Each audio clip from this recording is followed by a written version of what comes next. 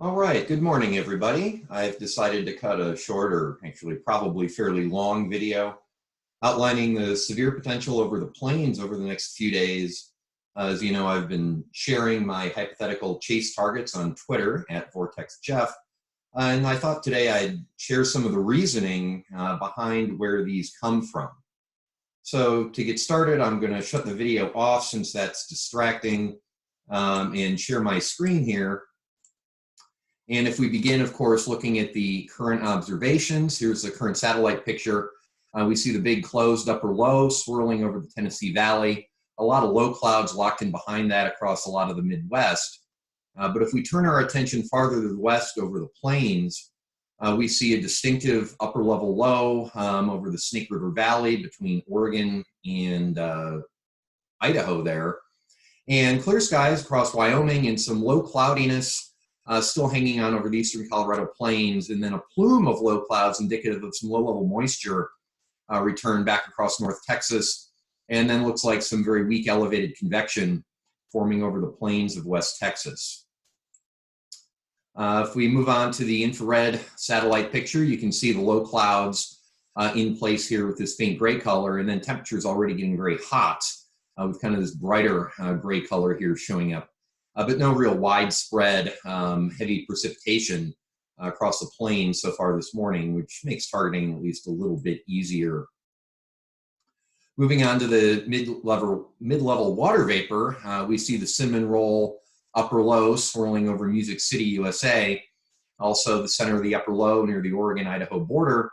And around this, we do see some bands of enhanced moisture, probably indicative of ascent, sweeping in here across parts of New Mexico and Colorado, and also some of these mid-clouds forming over the central Colorado Rockies. Radar, as we expect, fairly quiet precipitation in the vicinity of the upper low over the Pacific Northwest. Some convection forming along an old front down across Louisiana and the Gulf Coast. But as we'd expect from satellite, most of the plains just severe clear currently.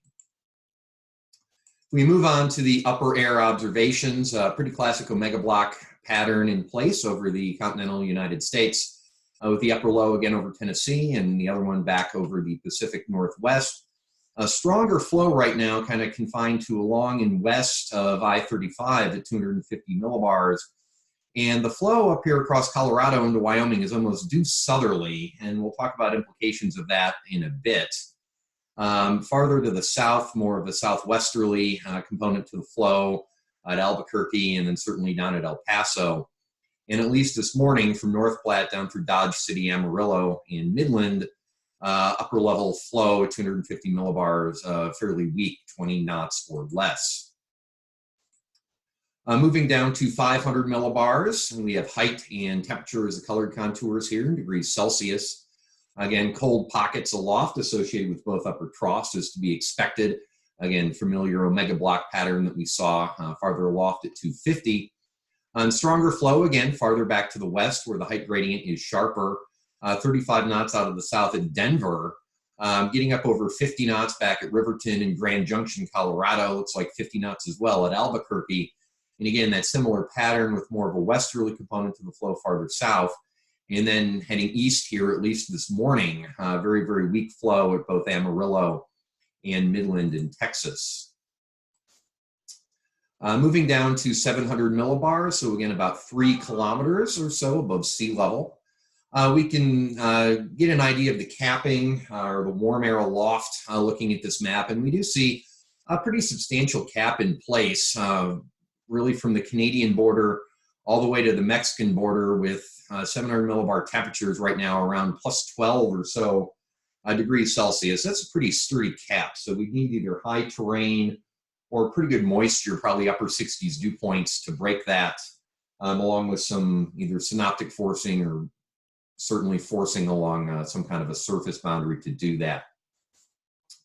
And then down at 850 millibars, we can see, again, general southerly flow here, shaping up across Great Plains, and then observations missing from Denver, Riverton, and Grand Junction, where that pressure surface is just underground. Moving on to some soundings, we'll start off to the north here, looking at Riverton, Wyoming. Pretty steep lapse rates here, but again, west of the Laramie Range, really no low-level moisture to speak of on that sounding. Central Wyoming, not a viable target area today.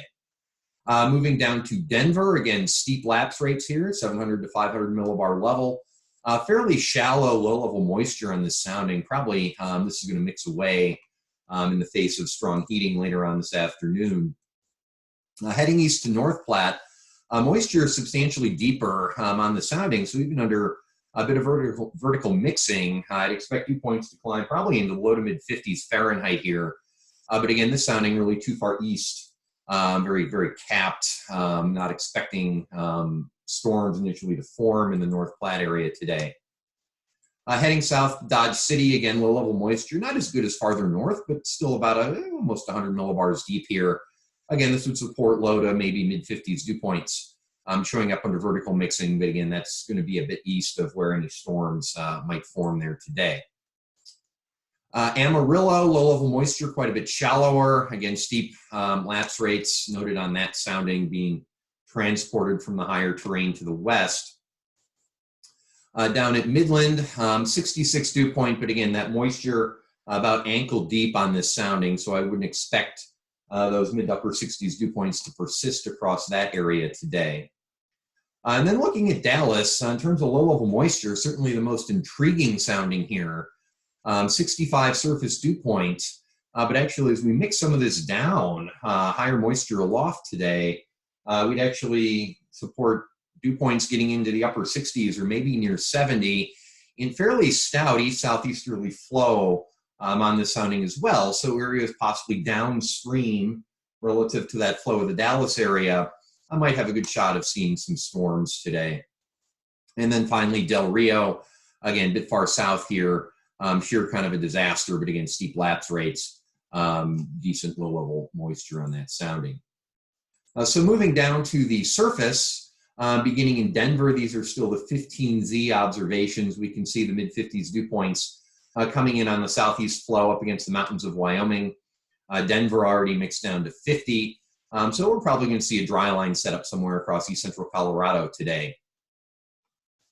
And then moving farther to the south, centered on Texas here, you can see that channel of upper 60s dew points from the Dallas area back into Abilene and even into the South Plains, mid 60s dew point, 64, looks like at Lubbock this morning, mixing down southwest flow across eastern New Mexico. So the dry line initially back here against, almost against the New Mexico mountains, that'll mix east into the plains of far west Texas, or I'm sorry, West Texas today. And again, looking at this in terms of the analyzed dew point field, you can see that moisture channel shaping up here, as well as the general low to occasionally mid-50s dew points, really from the southern border of Colorado farther north, and a little bit of moisture pooling as well into Montana. So if we move on, taking a look at the numerical models, I'm going to do this on Pivotal Weather. I do like the DuPage site a little bit better, but I don't like to have to keep changing around between different maps. So what we'll do is we'll start looking at today, and then we'll move on into tomorrow, and then Friday, and then Saturday. So these are every 3 hours here, time in UTC up at the top. So this is just surface temperature, winds, and pressure. So we can see how looking at this by 21Z this afternoon, getting very hot here west of that dry line as it mixes eastward across Colorado. And you can see this backed south-southeast surface flow here, more easterly up into the Wyoming area, and then southeast surface flow extending down south like this. And then some hint, at least, of this baroclinic boundary or temperature gradient draped across North Texas here that'll probably be intersecting that dry line somewhere in the vicinity of the Lubbock area or the Texas South Plains later on today. And then by 0Z, flow backing even more to the east-southeast, 15 knots across this area. And then farther to the north across Wyoming, we do have hints of convection initiation with a robust cold pool. Temperatures falling into the upper 40s Fahrenheit there, associated with likely a line segment forming in that area. So if we move farther up, going up to 850 millibars, get an idea of the low level of shear. These gray areas, again, just where the 850 surface is underground. And going through this afternoon, we can see by 21Z, the 850 flow strengthening a bit up here to the north, in excess of 30 knots across the Nebraska Panhandle. And then as the nocturnal low-level jet begins to develop, even stronger low-level flow here, impinging onto the Black Hills. And then low-level flow weaker here with southward extent down into Texas on the order of 20 knots. And you see the low-level flow here strengthening kind of everywhere, more to the north, as the low-level jet develops by 3Z or 10 o'clock this evening Central Time. All right, so moving to 500 millibars, so about halfway up through the troposphere here. As we advance this in time, we can see by 21Z, this is just due to some convection forming over the Laramie Range Mountains here. We can see that the flow is almost due southerly here across the Wyoming area.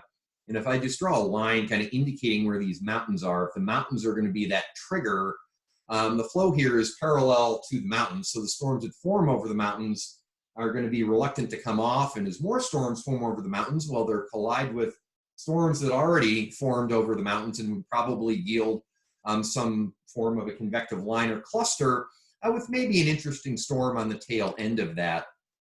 And as we head farther south, more of a westerly component here showing up across eastern Colorado, and then the flow becoming more southwesterly but noticeably weaker down across the West Texas area. And as we advance this now towards 0Z, a little more enhancement of the flow down here at 20 knots out of the southwest, which someone might say, hey, 20 knots, that's not nearly enough to get supercells.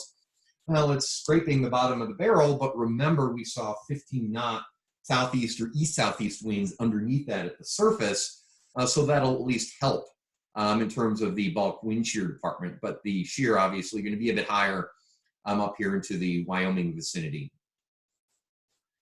And as we continue up to 300 millibars this afternoon, the upper level anvil level flow, again, only going to be on the order of 25 knots down here across Texas.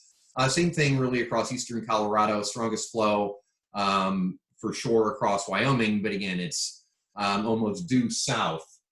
So again, the same problems I outlined at 500, also going to be going on up here at 300 millibars.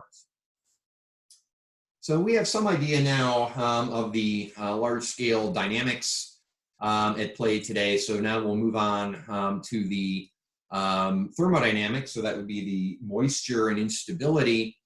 And so this is surface dew point, pressure and wind, again, every 3 hours. So if you're not used to looking at this, the dark green are 50s and the blue colors are 60s. The purple, you see the little nose of purple feeding there out of central Texas. Those are 70-degree dew points as forecast by the NAM model. So again, lee surface flow here. North of there, the flow necessarily more backed. So channel maybe of upper 50s dew points, although the NAM does tend to be a bit moist here. So I don't think we'll probably quite hit 60 across eastern Wyoming today. Moisture going to be better down here to the south, where there's this channel of 70 and upper 60s dew points feeding back here toward the Lubbock area, and then the dry line, you see the western extent of the moisture mixing east. So some effective triple points between this stalled surface boundary and the dry line across the Texas South Plains. But again, dew points here, probably mid-60s, I think the upper 60s. Again, NAM probably overdoing things there a little bit this afternoon. Another thermodynamic quantity related to instability, of course, mid-level temperature at 700 millibars. So if we take a look at this color scale again down here at the bottom, that the +10 is really yellow, and then you kind of getting into these faint orange colors, 12 or 13, that's the cap. So the warmer this is, the more low-level moisture or the more ascent you would need in order to break that cap. And one thing I'd like to look at here in terms of storm formation is some sort of mid-level cooling, either on a large scale due to synoptic scale or large scale ascent, or else more localized cooling taking place along a surface boundary like a dry line or something like that. And you can see, obviously, pronounced cooling associated with the approach of the mid-level trough here into Wyoming. And then also the zone of slightly cooler temperatures that's surmounting that dry line and the convergence along it over eastern Colorado and then extending down here into West Texas. Again, a bit hard to see with the color scale, but again, it is there. So if you're talking about storm formation this afternoon, I'm looking at the Laramie Range up here into Wyoming and then that dry line down across eastern Colorado, western central Texas Panhandle, down into the South Plains. I did forget to look at 500 millibar vorticity. So let's go ahead and bring that up. So again, get a scale of where we see positive vorticity advection, that is the transport of high values of vorticity into values of low vorticity. The flow here is just parallel to these solid lines at this level. And then also we have storm generated vorticity with initiation over the Wyoming mountains, probably by early to mid-afternoon today. Also some slight hints of a weak wave here moving out as well. And then by 0Z, notice that wave now has moved east of the Colorado dry line, so possibly putting that into a regime of large-scale subsidence. And then as the dry line kind of tails back east-southeast here, these little warts here, that's a storm actually in the model. And also large-scale height falls here, also indicative of cooling aloft, favorable for storms there. So getting into the instability, so beginning looking at the mixed layer cape here. Again, not much going on through the morning, but obviously with diurnal heating, we do see cape increasing into southeast Wyoming here with the bent back dry line and the Laramie Range over 2,000 joules per kilogram. And then less cape, probably around 1,500 or so, extending south across eastern Colorado. And then necessarily more cape associated with that moist tongue feeding out of central Texas back into the Lubbock area later this afternoon. And then as we get widespread storm formation into Wyoming, storms really the grand point of them in terms of atmospheric energy balance is to remove instability, remove cape from the atmosphere. And you see that the storms that form in the model here across Wyoming quite efficient at doing that. And then the back edge of this cape is just the dry line here. And then areas farther to the east where you don't have the persistent ascent along those surface boundaries, you're just not able to generate any substantial cape in those areas. But on the flip side, it's not just cape, but also sin. And remember, of course, as air rises, you must overcome the sin layer first, below the level of free convection before you can reach the cape-bearing layer. So fairly narrow cape axis, again, really limited to the cold side of that boundary in Texas. And then right here along the West Texas dry line up into Colorado, and then a larger area of uncapped cape across Wyoming here. Notice where cape is zero, sin just defined as zero. Sin is really the integrated negative buoyancy. And if you have no cape, well, I guess in theory the sin would be infinite, but we just set that to zero if the level of free convection doesn't exist. And then moving again through this afternoon and then as diurnal heating or diurnal cooling begins after sunset, mixed layer sin increasing across the entire area. So now let's see here. We're going to go on and take a look at low-level storm relative helicity. So actually, we'll look at deep layer bulk wind shear. So this is basically the vector wind difference between the surface winds and the 500 millibar winds.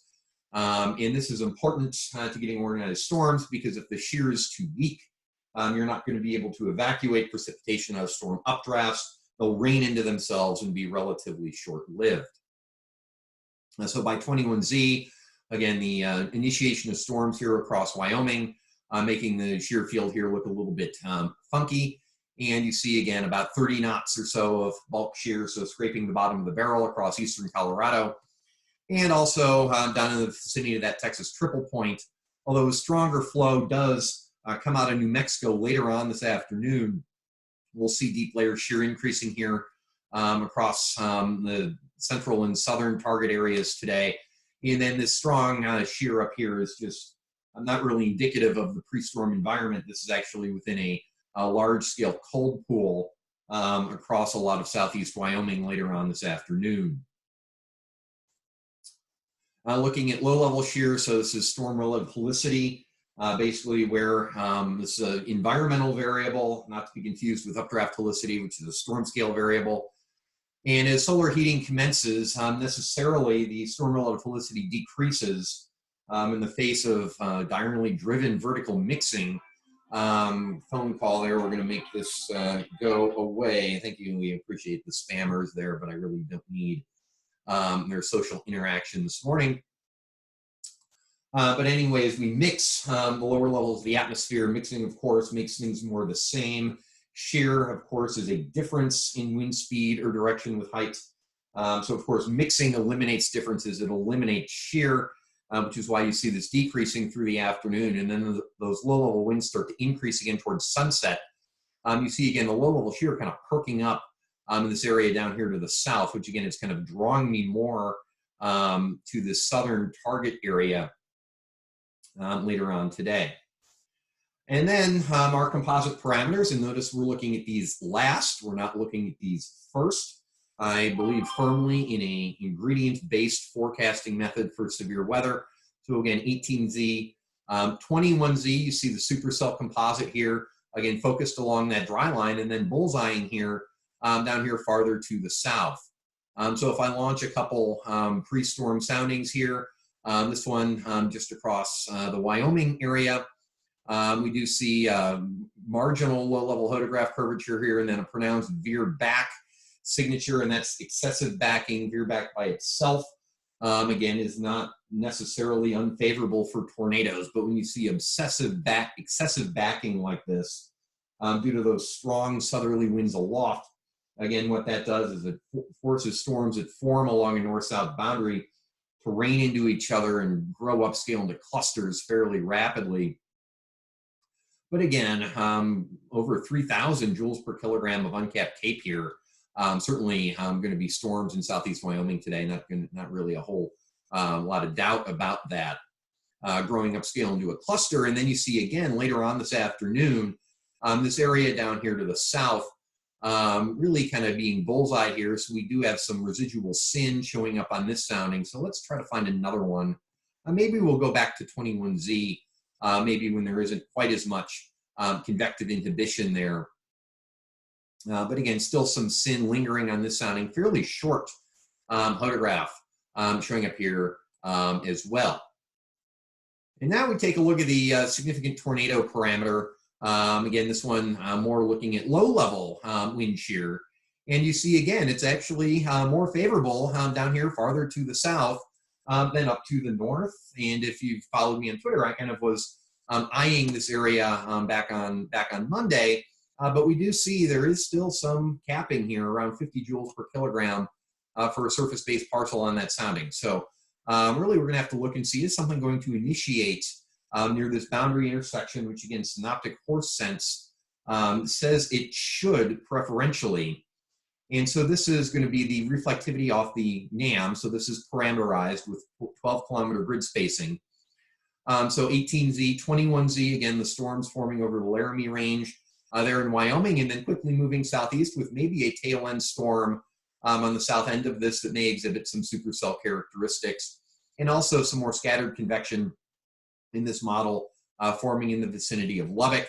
And then as this cold pool slams into this unstable environment and low-level jet across Nebraska, I think we're going to see a pretty rapid unzipping of this line around or just after sunset over the Nebraska Panhandle, with, again, convection actually continuing down across the Texas South Plains, despite the convective inhibition down there. So taking a look at a couple of the high-res models for today, we'll begin with the 3-kilometer NAM, now that we have an idea of the large-scale environment.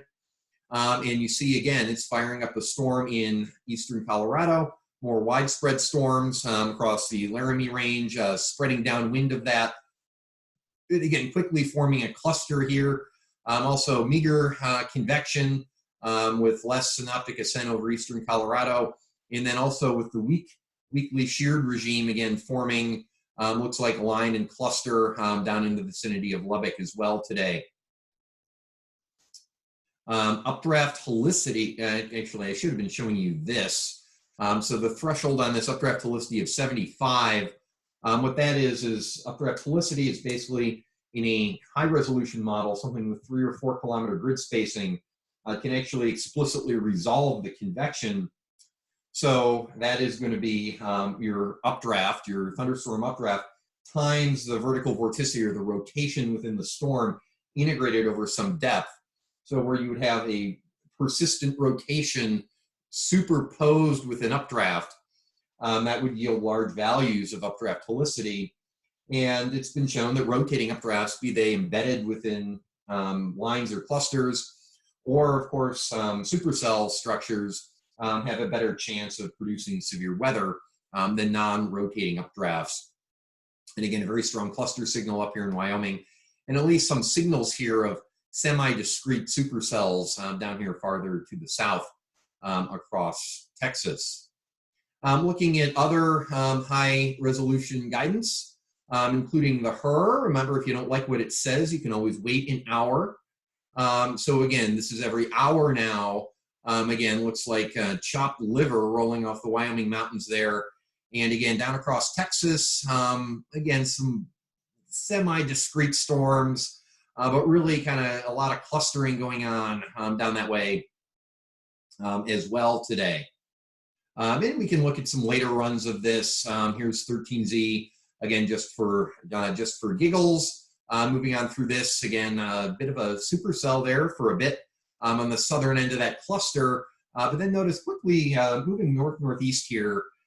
So if you go chase this, pretty soon you're going to be seeing the Welcome to South Dakota sign. And judging by tomorrow's target area, if you're chasing, that's probably something you don't want to be seeing later on today. And then moving on, we can even, look at the 14Z HRRR here. I guess I clicked on the wrong thing, so let's go ahead and fix that. So again, moving through 20, 21, 22Z, again, you know, something maybe at the south end of this cluster down here, not much in between, or the south end of this cluster up into Wyoming, I think would be the most chaseable targets. But of course, the HRRR, not the only high resolution model out there. We also have the WRF ARW. This one tends to be a little more stingy in terms of storm formation. So again, here's 22, 23Z. Again, this cluster Boeing structure up into Wyoming, and then storm probably strongest near that outflow boundary, or near that boundary triple point across West Texas, with a little bit of updraft helicity in there, more intense core, and then other convection forming farther to the south with not much in between across eastern Colorado. Another component of the HREF is the NMMB. This is a cousin to the NAM, so there you go. And this one has been a little more bullish up here into the Wyoming area, but again, it has a nice supercell, but then very quickly moves it north and develops other cells on the southern end of that structure. And then you see the tendency for that to surge east there, telling me it's becoming outflow dominant in that area. And then down here again, line segment or something like that is what I'm seeing down here. So probably again, going to be less discrete than I would like it if I was chasing down here to the south, but at least there is kind of this persistent reflectivity core and updraft helicity signature here, which is again very near that boundary triple point. Again, if you look at just based on the supercell composite here, this is where your triple point is, and that's where that storm was. So that would be the target down there. And then moving into, the NSSL WRF. Again, we'll just bring up the reflectivity here because we don't have time to do a detailed analysis of all of these. But again, there you see the storms going in Wyoming, in clustering up there. And again, kind of, you know, is there something on the tail end of this possibly worth looking at down in the Lubbock area? And this one actually does fire up a storm in southeast Colorado. So today, I think Wyoming, again, storm motion is in the wrong direction for tomorrow. And I'm really concerned about lines and clustering up here, especially given, again, the boundary and mountain parallel shear. Eastern Colorado, it's possible to get an isolated storm there, but pack the sunscreen. But I think kind of the best chance of seeing something interesting probably down here in the area around Lubbock, which again, synoptically speaking, not just chasing blobs of red around the HRRR or looking at perhaps helicity streaks. Again, that to me at least makes some sense. And if we look at SPC, again, better chance of storm formation up here over eastern Wyoming with the enhanced risk, slight risk down here, marginal risk with less storm coverage in between, 2% tornado area really over that whole large target area. Wind again with the likely outflow dominant line taking place to the north. And then hail as well, given the large cape up here, 30 hatched for hail to the north. And then again, higher probabilities down to the south, again, with more storm coverage than in between. So that's a look at today. And then we can, I guess, move along, change gears, take a look now at tomorrow. So we're going to reset all of this here and do it all over again, only with less high-res modeling for tomorrow.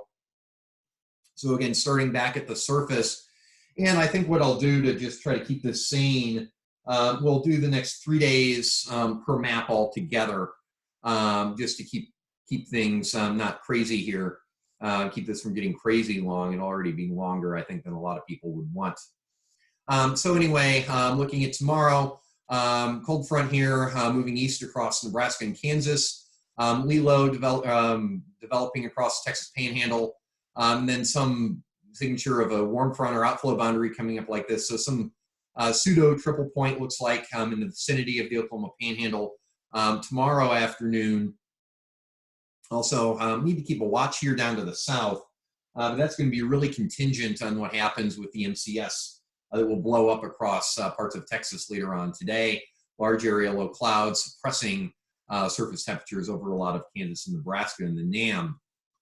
And then moving through tomorrow night into the day on Friday, okay, obviously signature of an MCS blowing up tomorrow evening and tomorrow night, continuing east across Kansas into Friday afternoon. And this is going to lay down some kind of an outflow boundary somewhere probably near the Kansas-Oklahoma border. And then also there's going to be the West Texas dry line again, back here across the Texas Panhandle and South Plains, and maybe another boundary intersection down here farther to the south on Friday. And then moving into day on Saturday, you can see, well, what's this boundary? This is the synoptic warm front. So warm, moist air here, not cooling as much at night.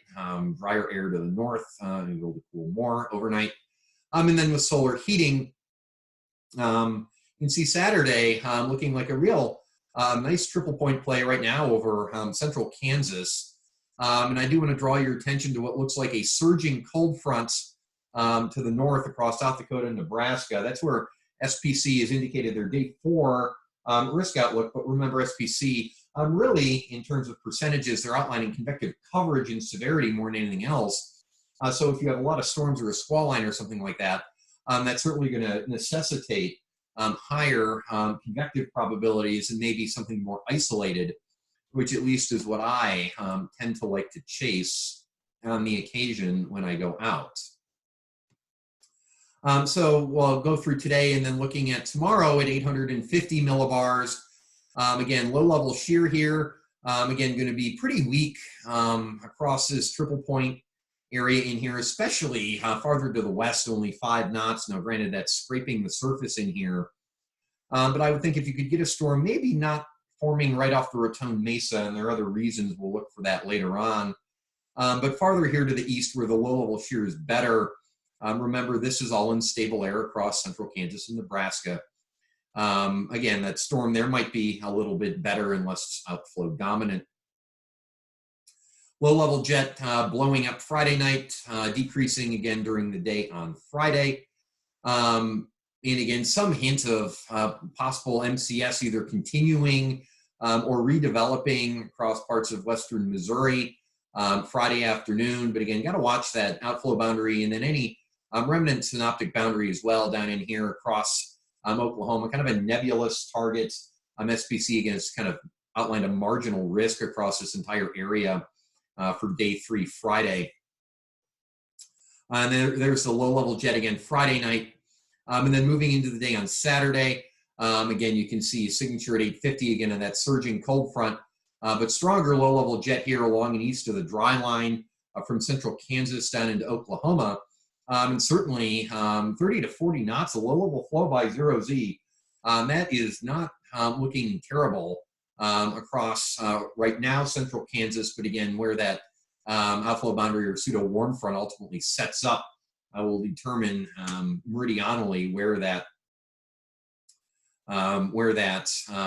nice triple point target would be if it shows up at all.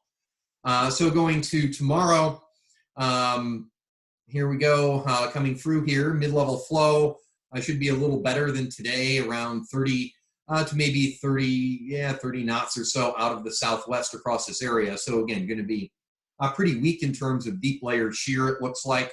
I do see slight height falls in this area. So again, that would be supportive of large-scale ascents for storm formation. And then moving through, there's a what looks like a mesoscale convective vortex forming out of the MCS, really enhancing the mid-level flow field on Friday. And better mid-level flow in place Friday afternoon, 30 to 40 knots or so out of the west-southwest across a lot of Oklahoma here. So again, kind of a nebulous target area right now on Friday. And then moving into day on Saturday, another trough approaching across the northern Rockies, but should have enough mid-level flow here to support organized convection across the central plains. Stronger flow to the north, but remember, surging cold front and squall line up there, and some hints as well of storm formation in the model there, kind of messing up the flow field across central Kansas and then possibly down the dry line as well. Better low-level shear farther north, though. Finally, anvil level flow go through today into the day tomorrow. And another thing I want to point out on this is, again, notice the very meridional nature of the flow tomorrow from Kansas on north. So again, more veer back problems. Again, not bad for supercells, but bad for supercells possibly running into each other. And again, so I think you'd want to kind of be on the southern end of something. Or maybe, again, other plays even farther to the south across Texas. If I was chasing tomorrow, I would not be hanging my hat only on this northern target area, as we'll see. And then moving into day on Friday, again, westerly flow here around 60 knots coming out across Oklahoma. So again, shear going to be better on Friday than tomorrow. Question is, where do we get a storm on Friday? And then moving into Saturday, again, upper level flow going to be relatively weak here. So that's kind of the one negative I've seen so far on Saturday. But I do think pretty good signal of getting storms forming from the triple point and then at least isolated, I'd hope, down the dry line there. Looking at 500 millibar vorticity now over the next 3 days.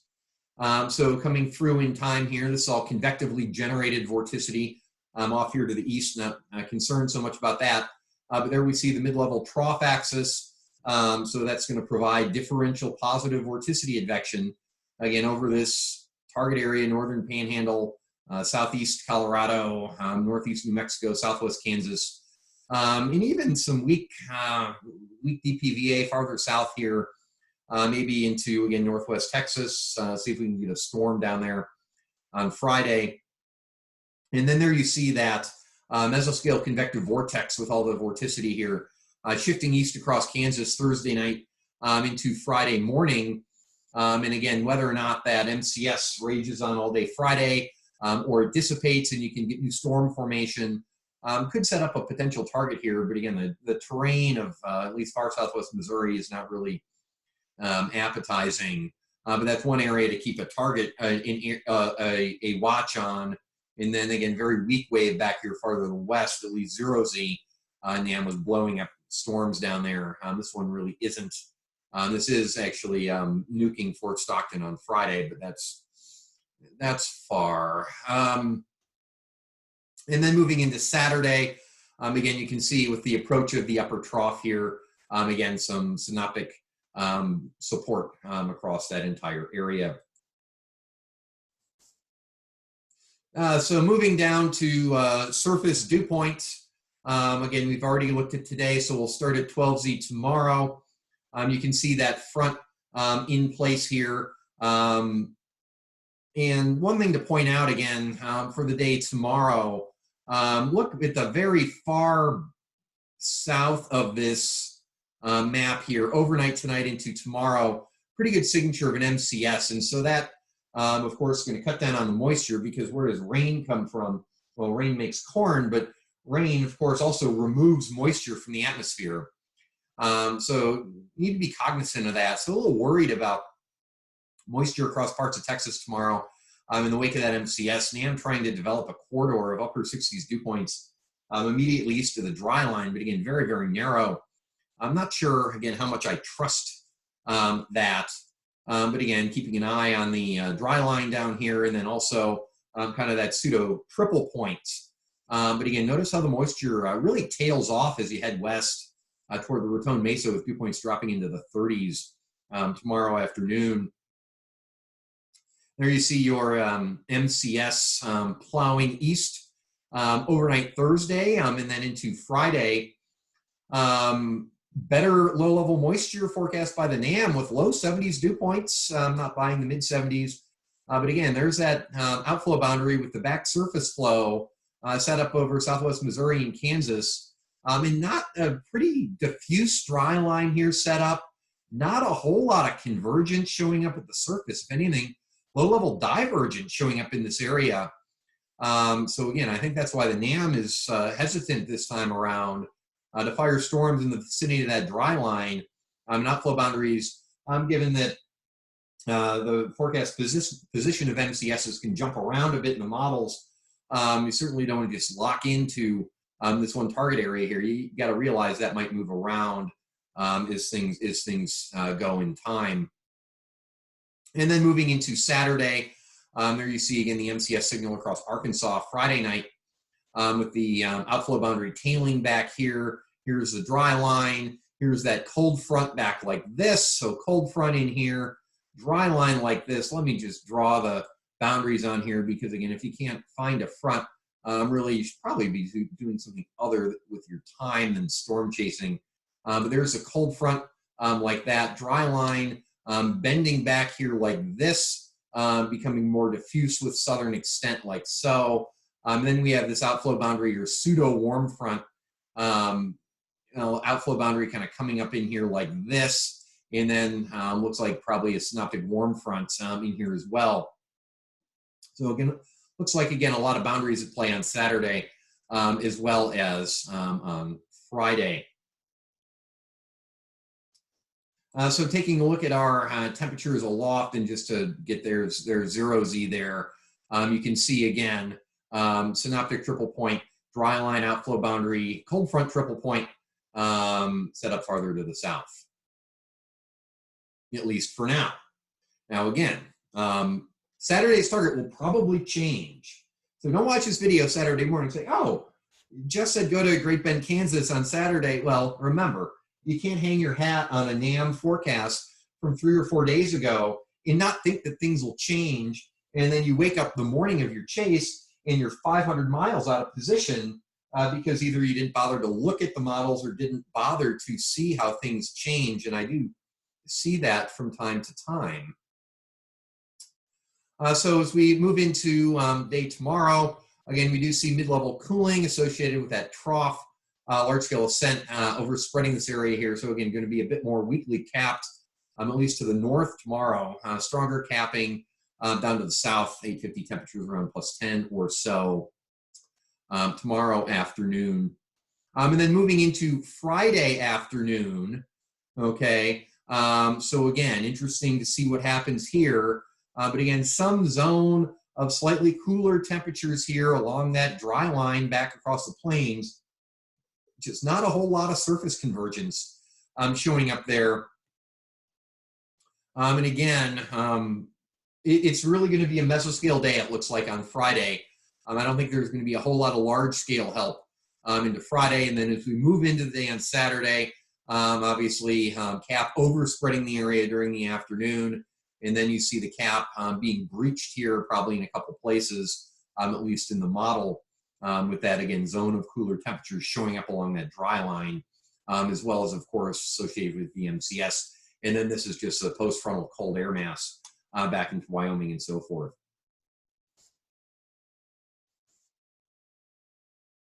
So mixed layer cape, again, beginning tomorrow morning. Here we are, 18 to 21Z, again, very narrow area of cape here showing up east of that dry line. Also, not much cape back here farther to the west either. So again, as I move this now to 0Z, let's throw up a sounding just somewhere down here in this large instability, again, fairly uncapped. Not a whole lot of low-level shear, not a whole lot of deep layer shear here either. Again, these analogs here are all based on hail parameters relevant to hail, some of which, but not all of which, are relevant to tornadoes. But of course, chasing is not all about those anyway. And if we look up here, just somewhere farther to the north, again, you see a little bit of that veer back problem. But again, low-level shear, deep layer shear, pretty modest for the day tomorrow. And then if I were to head even farther north here into northwestern Kansas, you see this photograph. Well, we don't like those accursed J-shaped photographs. This actually supportive of anticyclonic storms. And I got, again, the veer back issue here with those screaming upper-level winds out of the south-southwest. Not something I would want to be looking at tomorrow afternoon. And then moving into Friday, again, you see the outflow boundary showing up nicely here in the Cape Field, boundary back across Oklahoma as well. Triple point-like feature back across Texas with the dry line extending farther south there as well. Oops. And then forgot to look at Saturday. I think people might have some interest in that. So moving to Saturday afternoon, again, we can see large to kind of silly cape values showing up here in the NAM. Again, very narrow corridor in here. Again, so you got that probably squall line up into this area, and probably more discrete initiation here, and then isolated at best probably down the dry line, but we'll see how that pans out. And since you can't have cape without sin, remember when the sun comes out, of course, your sin gets forgiven, but I don't want to get too preachy on anybody this morning. But we can see tomorrow afternoon sin being removed in a pretty large area here. But again, maintaining itself at least down in the vicinity of that dry line. Again, probably due to that exhaust or that outflow coming out of the back of that MCS, the worked over air down that way. But again, at least uncapped in the vicinity of the northern Texas Panhandle, Oklahoma Panhandle, and southwest Kansas. We've gone over why I don't like west central and northwest Kansas tomorrow.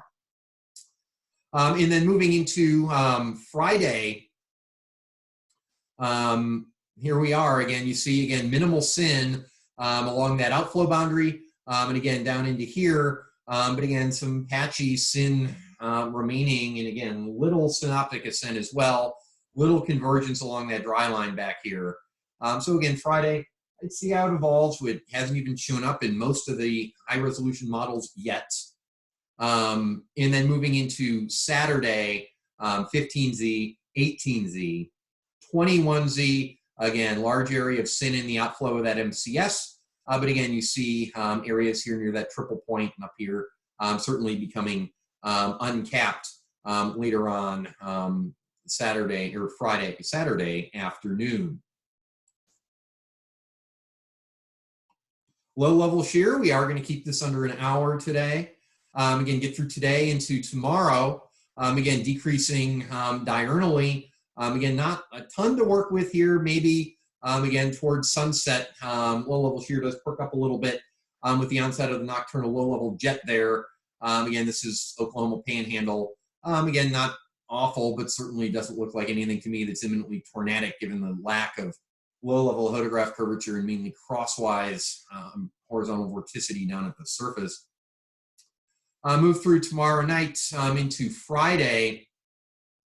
And again, you see low-level shear really showing up down here, and then also back across the Red River area as well, maybe a couple different boundaries there at work, but again, uncapped cape down in that area as well. So again, that's another potential target area, maybe some other residual surface boundary down in this area. Say, oh, well, all this low-level shear, I mean, you got to go right here. Well, that's in the outflow of the MCS, but wow, that's certainly favorable if you can get something in there and it's not just a roaring, raging MCS. It's a very conditional target in what's actually pretty poor chase terrain. Looking at the, and I forgot to again look at Saturday. I'm sorry about that. So let's take a look at Saturday here. And low-level shear Saturday, actually quite a bit better. Why? Well, we saw the low-level flow was better. So Saturday, again, Friday, could be some tornadoes, diamonds in the rough here and there. Saturday, at least right now, looking like a potential tornado day. I didn't know they still made those in May 2020, but apparently they do. And moving on to the supercell composite parameter, and picking this up tomorrow. Again, you can see, you know, not world beater values here, but again, decent near this triple point and then down the West Texas dry line. And then moving into Friday, again, you see kind of highlighting this Red River vicinity, not much along the dry line. And then also back here in the vicinity of that outflow boundary, but I personally don't chase the Ozarks. And then looking at Saturday, again, I know y'all want me to, we'll do it off the next one. You know what's coming next. That's the tornado parameter.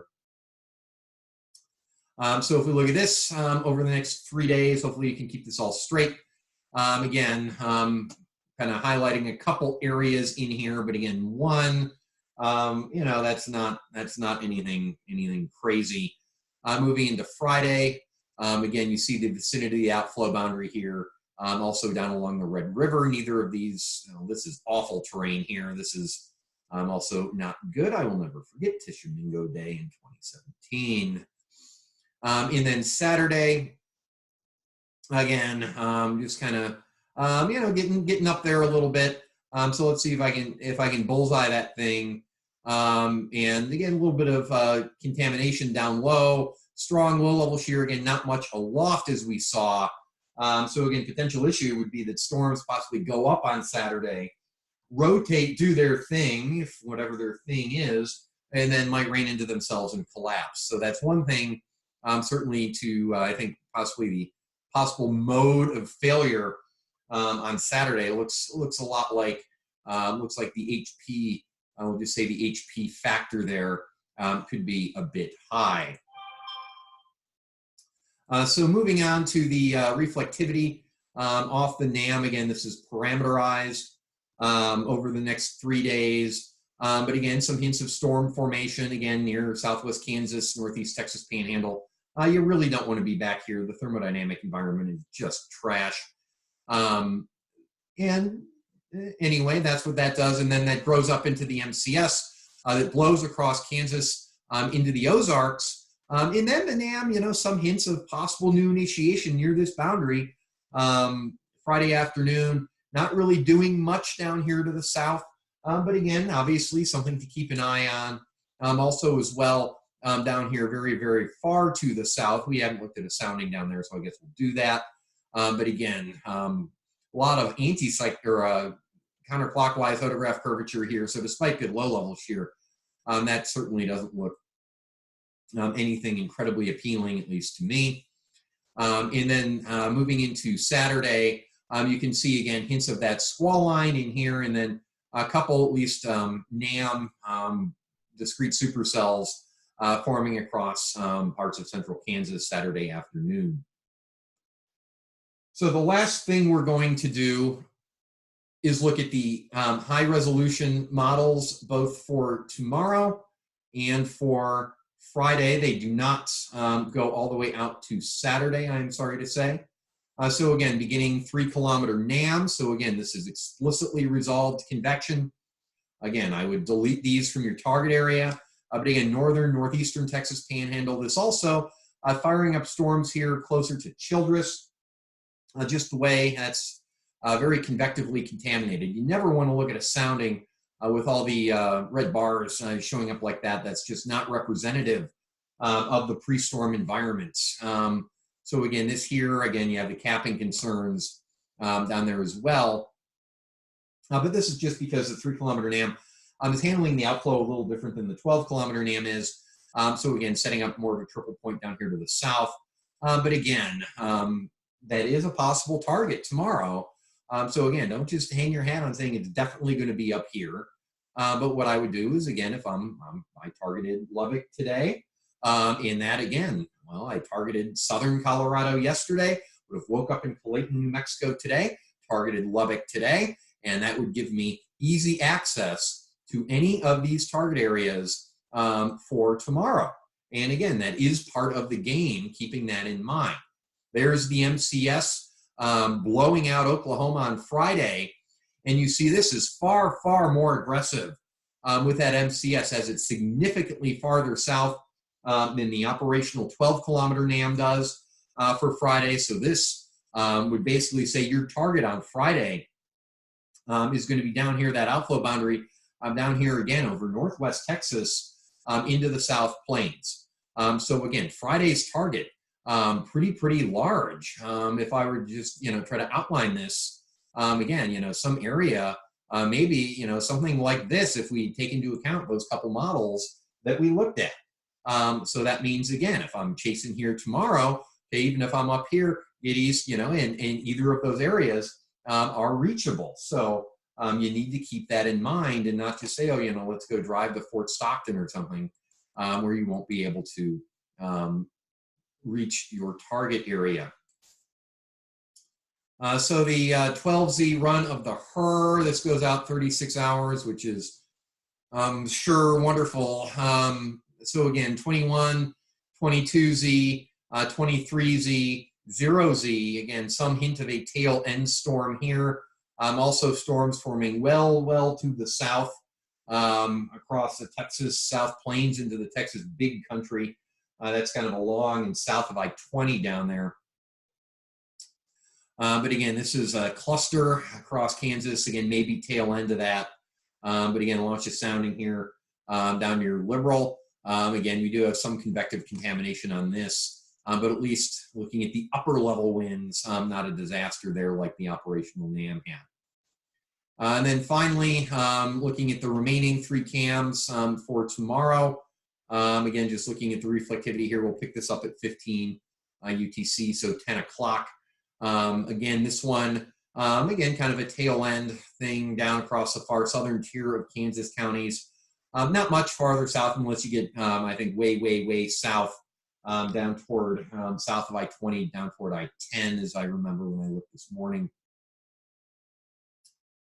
Looking at the NMMB, again, this one, again, very similar down near the Kansas-Oklahoma border there.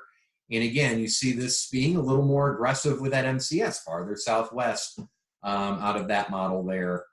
So again, don't just hang your hat on those pretty colors showing up off the operational NAM. In southeast Kansas on Friday, there's a lot more to this than that. And then the NSSL Wharf, again, very similar pattern here. So this would say tomorrow's primary target, again, probably up here, but I could also see a target farther to the south as well over northwest Texas. I'd continue to evaluate that during the day today. And again, if I were to spend the night, for example, in Childress tonight, that would easily put me in shouting distance of either of those targets. And then Friday, obviously, as we go into tomorrow, the models hopefully have a more agreement moving into Friday. And then that being, again, much more of a mesoscale day, much more uncertainty with that on where outflow boundaries and so forth set up. Saturday right now looking a little more synoptically evident. So I'd certainly want to, wherever I end up Friday, I'd want to be able to get to central Kansas after getting a good night of sleep, because remember, driving drowsy is like driving drunk. I don't think anyone wants to go and have 6 beers and go buy some pizza rolls or whatever. So certainly you want to be able to make central Kansas on Saturday. All right, and again, disclaimer, I don't recommend storm chasing unless who's ever leading your expedition is experienced. Certainly if you're inexperienced, you don't want to go out storm chasing by yourself. Practice social distancing, and if some of you are interested or confused by what was said here, if you're a high school student or just a weather enthusiast looking to go to college, certainly my colleagues would love to teach you a lot more about the atmosphere, the weather, and how that works in the Department of Atmospheric Sciences at the University of Illinois. All right, and I don't take responsibility for your busted chase either. It's your chase, it's your problem. Have a good day.